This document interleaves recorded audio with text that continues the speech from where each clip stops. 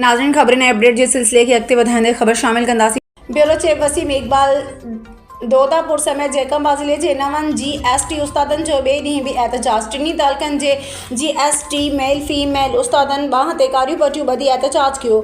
Seniority list ऐं promotions जा जाइज़ मसला फौरी तौर हल कया वञनि। अॻवाननि पारां एहतजाज। ख़बर मूजिबि दोदापुर समेत जैकंबा ज़िले के टिनी तालुक़नि जे 9 भर्ती थियल GST उस्तादन पंहिंजे स्कूलनि में कारवायूं पट्टी ॿधी ॿिए ॾींहुं बि एहतजाज कयो। उन मौक़े ते अॻवाननि जावेद लाशारी, मोहम्मद कासिम चाचड़, अब्दुल बासित चन्ना, अली मोहम्मद चाचड़, अब्बास अली कट्टू, मीर मुर्तज़ा भुट्टो, ख़ालिद गनी जमाली, असद आमिर बुरड़ो, अब्दुल सबूर जखरो, मोहसिन जमाली, मुनसिफ जमाली, बाबर अली खंड, अब्दुल वहीद गर्गेज ऐं ॿियनि चयो त 9 GST उस्तादनि जी सीनियरिटी लिस्ट जारी करे सदन प्रमोशन कया वञनि। हिन वज़ीर तालीम समेत आला अख़्तियारनि खां मुतालबो कंदे वधीक चयो त असांजा जाइज़ मुतालबा जल्द मंज़ूर कया वञनि।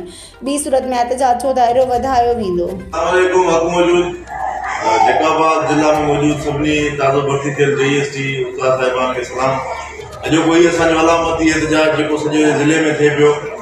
हर ज़िले में जिते जिते असांजा उस्ताद साहिबान आहिनि उहे अलामती तौर एहतजाज कनि पिया। असांजा मुतालबा सिंपल ऐं सादा आहिनि त जल्द खां जल्द असांजी सीनियरिटी लिस्ट ज़ाहिर करे ऐं प्रमोशन जे अमल खे जेको आहे सो शुरू कयो वञे।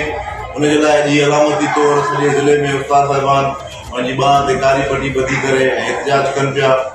इन एहतजाज में शामिल थींदड़ असांजे जेके बि उस्ताद साहिबान आहिनि सभिनी जा असां शुक्रगुज़ार आहियूं जो हू पंहिंजे हक़ जे लाइ मुतहद थिया आहिनि।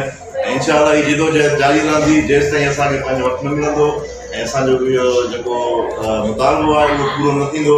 हीअ एहतजाज जारी रहंदो। शुरूआत असां कारी पटियूं कई आहे। असां एहतजाज जो दाइरो अॻिते वधाईंदासीं जेकॾहिं असांजा मुतालबा पूरा न थिया।